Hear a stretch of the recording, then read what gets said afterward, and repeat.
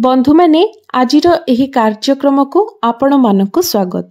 आजिर एही कार्यक्रमटी वृष राशि व्यक्ति विशेष मानक पई बहुत गुरुत्वपूर्ण अटे। कारण एही होली बा दोल पूर्णिमा ठारू आपणक जीवन रे एक बहुत बड़ परिवर्तन हेबाकु जाउछि।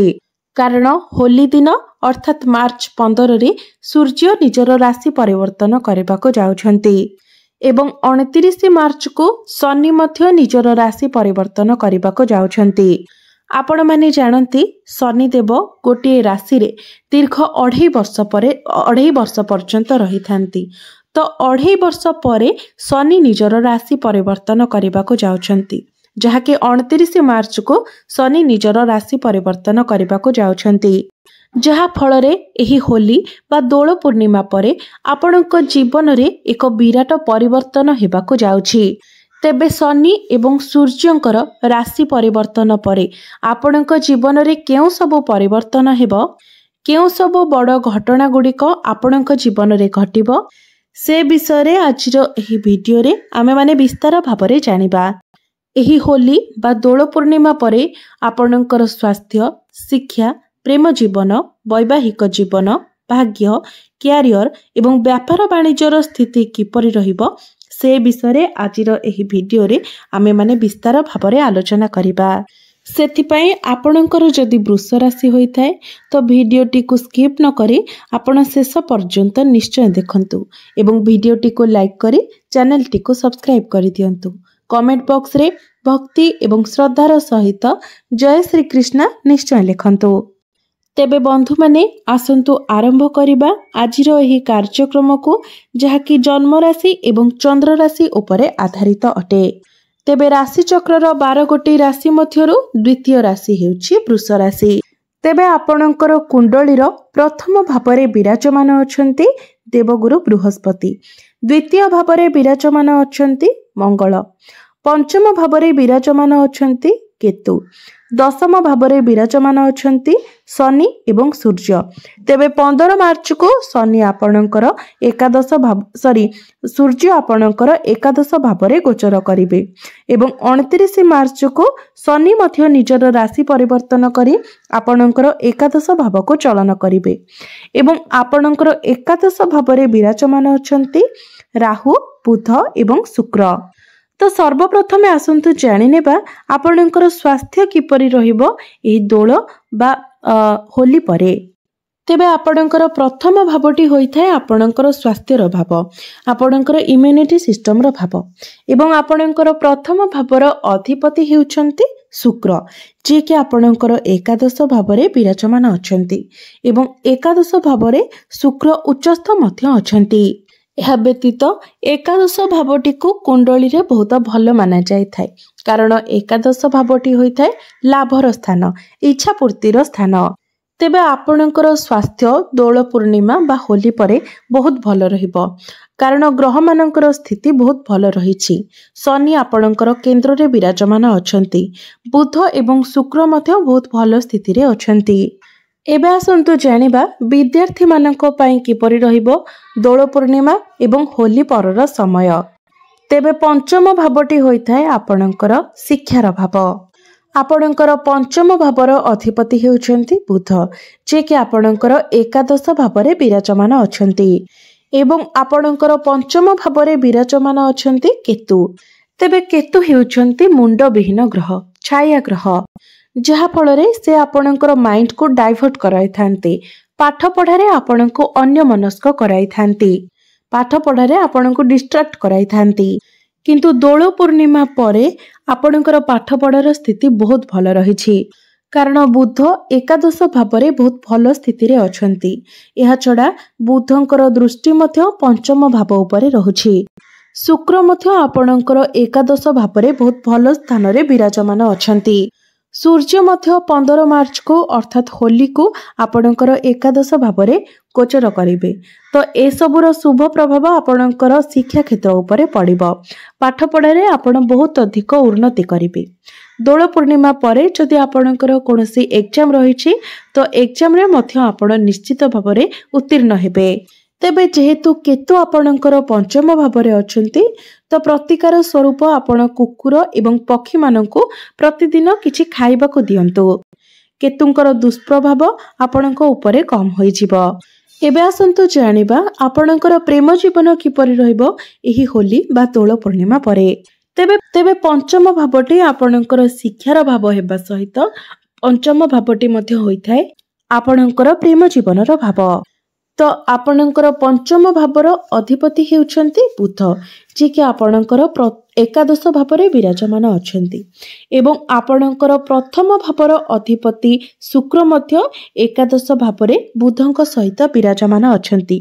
तो प्रथम भावर अधिपति एवं पंचम भावर अधिपति एकत्र अछंती, जहा फଳରେ होली बा दोल पूर्णिमा परे आपणकर प्रेम जीवन बहुत भल रहिबो। आपणक मध्यरे बुझापणा बहुत भल रहिबो। आपणक मध्यरे भल पाइबा बढ़िबो, भाइब्रेशन भल रहिबो, फीलिंग्स बहुत भल रहिबो। एमिति कि पूर्वरु जदि आपणकर प्रेम जीवन रे कोनोसी समस्या रहितिला तो सब समस्या मध्य आपणकर दूर होई जिवो। आपणक मध्यरे भल पाइबा बढ़िबो। वैवाहिक जीवन को देखा गले आपणकर सप्तम भावटी होइथाय आपणक वैवाहिक जीवनर भाव एवं आपणक जीवन साथीर भाव। आपणकर सप्तम भावर अधिपति हेउछंती मंगल, जे कि आपणकर द्वितीय भावरे विराजमान अछंती। द्वितीय भावटी को कुंडली रे बहुत शुभ माना जायथाय, कारण द्वितीय भावटी होइथाय धनर भाव, वाणीर भाव एवं कुटुंबर भाव। एहा व्यतीत बृहस्पति मध्य सप्तम दृष्टि रे आपणकर सप्तम भाव को देखुछंती, जहाँकि आपणकर वैवाहिक जीवन उपरे बहुत शुभ प्रभाव पकाइबो, कारण बृहस्पति हेउछंती बहुत शुभ ग्रह। मंगल मध्य धन स्थान रे विराजमान अछंती, जहा फଳରେ एही होली बा दोल पूर्णिमा परे आपणकर जीवन साथींकर क्यारियर रे ग्रोथ आसीबो। कोनोसी नुआ जिनिसर से प्लानिंग करि पारंती, किछि नुआ आइडिया तांकर मन को आसी पारे। आपण दुई जण मिसी फैमिली प्लानिंग मध्य करि पारंती। तो मोटामोटी भाबरे देखिबाकू गले एही होली बा दोल पूर्णिमा परे आपणकर वैवाहिक जीवन बहुत भल रहिबो। तेबे शनिकर दृष्टि मध्य जेहेतु आपणकर सप्तम भाव उपरे रहुछि, तो आपणकर जीवन साथींक मध्यरे टिके जिद्दी स्वभाव देखा देई पारे। छोट छोट कथा रे ही से जिद्दी करिवे। तेबे एसबुर कोनोसी खराब प्रभाव आपणक वैवाहिक जीवन उपरे पड़िबो नाही। तेबे भाग्य दृष्टि देखिबाकू गले आपणकर नवम भावटी होइथाय भाग्यर भाव एवं आपणकर नवम भावर अधिपति हेउचंती शनि, दशम भावर अधिपति मध्य शनि। तो शनि दशम स्थान रे विराजमान अछंती। शनिकर स्थिति दशम भावरे बहुत भल रहिछि। मात्र 29 मार्च को शनि निजर राशि परिवर्तन करी आपणकर एकादश भावरे गोचर करिवे। एकादश भावरे मध्य शनिकर स्थिति बहुत भल रहिबो, कारण एकादश भावटी लाभर स्थान एवं 2.5 वर्ष पर्यंत शनि आपणकर एकादश भावरे ही रहिबे। तो दोल पूर्णिमा परे आपणको लाभ ही लाभ प्राप्ति हेबो। धन रोजगार करिवार नुआ नुआ बाट आपणको मिलि जिवो। अनेक दिगरु आपणको धन प्राप्ति हेबो। अनेक दिगरु रोजगार करिबा पई आपण निजे मध्य चेष्टा करिवे। एहा व्यतीत भाग्यर कारक ग्रह देवगुरु बृहस्पति नवम दृष्टि रे आपणकर नवम भाव को देखुछंती, जहाँकि आपणको भाग्यर साथ मिलिबारे संपूर्ण रूप रे सहाय्य करिवो। शनि मध्य बहुत भल स्थिति रे विराजमान अछंती।